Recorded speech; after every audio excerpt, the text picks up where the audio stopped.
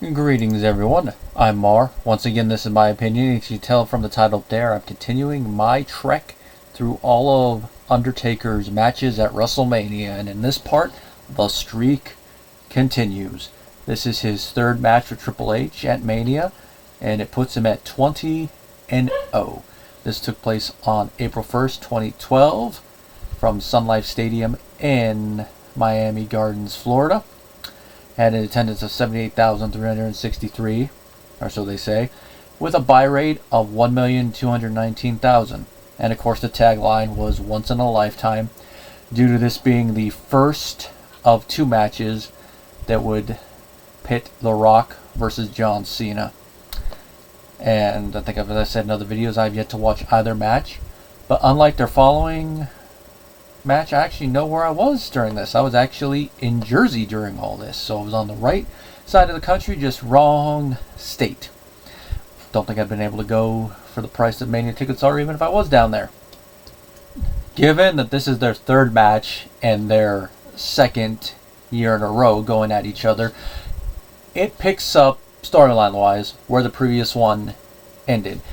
And this is one way I feel this match, the build is better than last year, because the previous year, they just loosely built on the fact that these two have a history, blatantly ignoring the previous Mania match, whereas this one delved a little bit more into their history and built off their match from the previous year.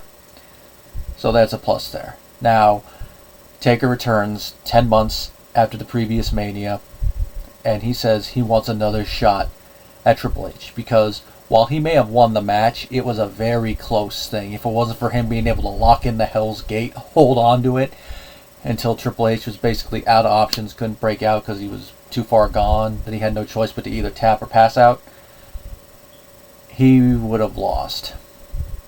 And in this way, Taker wants a little bit of redemption. He doesn't want them carting him off and the medical staff and him basically winning the battle but losing the war to be the last memory of him at Mania, which is a little ominous considering the stuff that would happen after this, but considering his last match so far, I can say that that's still in character for him. Of course, Triple H comes out and he's like, yeah, I know, but I gotta look past my own ego now, because this is when he was really becoming an on-screen suit that would carry forward and of course into his post-wrestling career now because of his heart issue. He's coming out more in suits. I mean, he still had the long hair at this time, so this was before he fully shaved it. And he's saying that we gotta look at this streak as the commodity it is. Of course, Taker still tries to goad him, and he eventually pushes the one button in the promos that gets Triple H to go. He pushes the HBK button. He shouldn't have done that, or should he have? And how he pushes it is saying that, you know, Shawn was always better than you. That's the perfect button to push with Triple H. I mean, even if you look at him as the guy that works with the guy, which is mostly true. I mean, even the few times where he could be the guy that kind of botched it in the end, either ended his face turn a little bit prematurely or made him a heel, which is where we get the Reign of Terror from. He is still a good wrestler. He's just not going to be the guy you build the whole company around, which, nothing wrong with that. But that, of course, is the out of storyline thing. In the storyline thing, it's his buddy always being better than him, because Shawn, when he was on top, was the guy. Him and Brett were different points in their career, the guy around that point. And of course, after him, it was Stone Cold and The Rock. After them, we got John Cena and a little bit of Roman.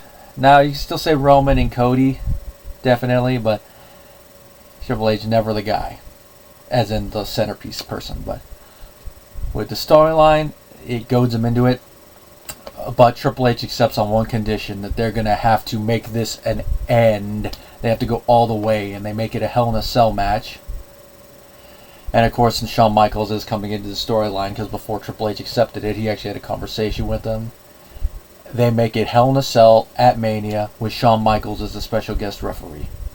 Now, of course, because of the fact that Shawn Michaels is the special guest referee, you add that third element of drama into it, which I think makes the drama in the latter half of this match, once it gets going, work a little bit better. Because if you saw my video last time, you know that my main issue with the previous year's match is that it felt like the latter half of the match just dragged on way too long until we got to the last couple minutes.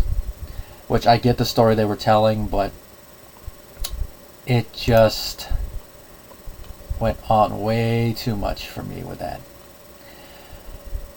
Well, we got it here, and unlike the previous years, it was not later in the show, it was mid in the show, even if you look at it as the dark match, excuse me.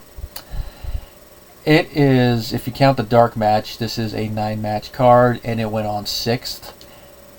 Now, the thing before it, of course, was Kelly and Maria Menounos defeating Beth Phoenix and Eva Torres, that's the bathroom break match. That was after, of course, Big Show got his WrestleMania moment against Cody Rhodes. And after this was the multiple tag match. Now, this, of course, is the one in the middle show that's going to have the longest time, and even looking at it, it is technically the longest match on the show. I mean, even Rock vs. John Cena was shorter by at least 20 seconds. So that should tell you something right there. And, of course, from the beginning of it, Undertaker does win the match and keep his streak intact. Now, one thing I do love about this is that Jim Ross actually comes out to join the commentary team with Lawler and Cole. Considering the whole drama of this match, it makes sense that you would have JR on the Cole. Not to say that Cole and Lawler would have done a bad job, but for something this special, especially if you look at it at the time the match was being done, it could have been Taker's last match, especially with the whole end of an era thing. It makes sense you would have good old JR out there. And of course comes out to the Booner Sooner song. It's always good to see. And of course him and Cole and Lawler all greet each other, but of course more of a greet for Lawler because of their history. And of course we all get the WrestleMania entrances. You know, Shawn Michaels comes out, he's a referee so he doesn't steal the show as much with it. Then Taker and Triple H, you get their elongated WrestleMania entrances. Unlike the previous year, Triple H doesn't get a theme by a well-known act that gets dubbed over. However, the Cell does. Now, this is one thing where I'm scratching my head a little bit. For the previous year's match, you use For Whom the Bell Tolls by Metallica, and on the network you have to dub over it. But for the Cell coming down, you have Memory Remains, and it's still intact.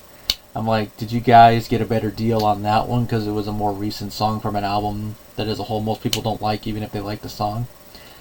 It's one of those things I'm just scratching my head watching it. But, oh well. At least it was intact. I prefer when that happens. Now, the match starts, and they start going back and forth. These two, they know the Cell, even if Triple H has got more victories than Taker at this point in the Cell. They both are well versed in the Cell, and they know how to use this, and they're going back and forth. They go to the outside. Taker starts dominating. They go back in the ring. Of course, Triple H brings the steel steps in, and at one point, Taker is going for a Hell's Gate. Of course, he counters out of that because he well remembers the Hell's Gate. And of course, steel chairs and sledgehammers get brought in. And of course, they get multiple moves on each other. And of course, they kick out, which is to be expected. I mean, even at one point, Undertaker hits Triple H with the tombstone.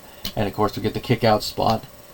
I don't really want to use the term the diminishing returns, but this is the 4th year in a row where this has happened, and Taker still looks surprised. He should not be surprised that one of these guys is kicking out of the tombstone. When Michaels did it the first time, yeah. Maybe the previous year when Triple H did it, yeah. But at this point, he should not be surprised. I mean, you could put it up to his age, and he's not being able to deliver it as devastating as he could when he was younger. But it's one of those things that, like, Taker, you should not be surprised. And of course, as the match goes on, Triple H starts to take advantage again, which is to be expected given what happened the previous year. And Taker, he gets hit by a pedigree and a sweet chin, and Taker does kick out. And of course, that leads to the tombstone spot. We get another pedigree spot, and Taker kicks out. Now, Triple H does start bringing the weapons in again, and he's looking over at Shawn. This is where that little drama I mentioned earlier about having the third person in there comes in, because he's telling Shawn to call the match. And Shawn, he's trying to stay impartial, or as impartial as he can. He is trying to tell Triple H enough. He should not be going out like this. Because you know he's not going to give up. And Triple H, because, you know, end of an era thing, is going to beat he's going to beat the Undertaker like a government mule until he either gives up or passes out. Either that or the ref calls it. Because, I mean, it's no disqualification, but the ref seems to still have that still have that little proviso where they can call it if it looks like one party is not going to be able to continue the match. And that seems to be what Triple H is trying to get Shawn to do. And Shawn, you can tell the confliction. I love the way he sells it in here. He's all like, I don't want to call it. I mean, I know I have too much respect for this man. I'm not going to end the match like this. And there's a moment where it looks like he's going up, but then he breaks himself off. Of course, this all leads to a moment where Shawn gets knocked out, so there's no ref. I mean, we get the usual spots we would. Then we get another ref down there. He opens up the gate. Gets in there, has them relock it. Still some near falls back and forth. Taker going near the end. He eventually takes control of the match, including using the sledgehammer. And the thing I love about this is that Triple H, you can see he's in the same mode the Taker is in this. He's not going to go out. He's going to go out the same way. And it kind of reminds me a little bit of what Shawn was doing at the end of his last match with Taker at this point. You know, or he's like telling him do it. But Triple H does it in a little bit more defiant manner. He's up in the corner, he's being looked at, and he does a little cross chop before he gets hit. Another tombstone, 1, 2, 3, and the streak continues. I believe, since I watched them close back to back, I would say I love this match more. And I think that's mainly down to the fact that you have that third party in Shawn Michaels. The latter half of the match does not feel as boring. Even though, on the whole of it, they are both no DQ matches. And the only other advantage that this match has is that you're in the cell, and these two have so much history with the cell.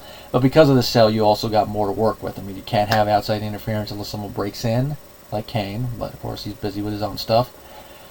They don't go up to the top of the cell, which is a shame, but you don't really need that for the drama of this match with these two in here at this point in their careers. If this was like 10 years prior, I could see them going up to the top of the cell, even if it was just for okay, he got thrown off the cell or got thrown through the cell or something like that. But even then, you would have to have done this match later in the card in order to do that, or have a bunch of ad spots to necessitate the repair of whatever gets damaged by their spots. Now, what really sells this, and what looking at it in retrospect shows this could have been the last match, and should have been on one hand, at least for Triple H, because after this, I can't really think of that many good matches he had, and maybe there was a couple ones, but I think it's really all downhill from here at this point for his career when it comes to stuff he did. So it might have been good if they actually made this a retirement match for him as well. I mean, that would have added more to the end of an era. I mean, it's either the end of Triple H's career, or it's the end of Undertaker being undefeated at WrestleMania inside Hell in a Cell. So that would have added to it, but of course, you know they're not going to throw that in there. It just would have made more. Now, of course, after the match, Taker and Shawn, you know, they're looking at each other, and then they help Triple H to his feet. And I love the call that JR does at this point. It was like, now that is respect. They help him up. They get him over the ropes. They get him down, get him out of the ring, get him out of the cell, and they walk up. And this is the moment right here where I think this would have made a good thing for both of these guys to walk out into the sunset, because this is an excellent end of career highlight for them both. I mean, even looking at it now and knowing this was not the end of the road for either of these gentlemen, this still is a nice little thing, because this is the end of their feud. This is an end of an era, as in these two bulls who know each other so well because of them wrestling alongside each other in the Attitude Era, the Ruthless Aggression Era, even though during that period they were on different brands for the most part, because of how well they know each other and that respect for each other. We got this excellent moment here. And there's not really much else to say about this match. I mean, I didn't really make a lot of notes of spots, and it's a couple days after I watched it, but everything about this match worked for me. The only thing I have to say is that it probably could have been cut by a couple more minutes because of how long it is, but the only saving grace with that is because you got that third person in Sean. The latter half does not feel like it's dragging. It doesn't feel like you're looking at your watch. Like, because even though I didn't get to finish it during cardio like I did with the previous match, it wasn't like that one where I kept looking like, okay, how long have I been on the bike? What time is it on that thing? The only reason I was looking at it near the end is because I wasn't watching it from the beginning of my cardio set. I was listening to music first, and after a little bit I got into it, and I ran out of time on the bike. So I had to finish watching it at home. Now the one after this next one, if you're going to look at it from a standpoint of any of the young up-and-coming people, or people that were kind of made that this would have taken them to the next one that should have won it, this next match is going to be one of them. And the only other one that comes up to that is one who actually did beat him, but is not the one that ended the streak. Of course, next is going to be Taker versus Punk. One that I also remember where I was when I watched it, and even though there was some drama before the match in my real life at that point. But this is going to be one that I have not watched since it came out, but I look forward to revisiting it because I really did love the match and the build-up. But of course, that is for next time, everybody.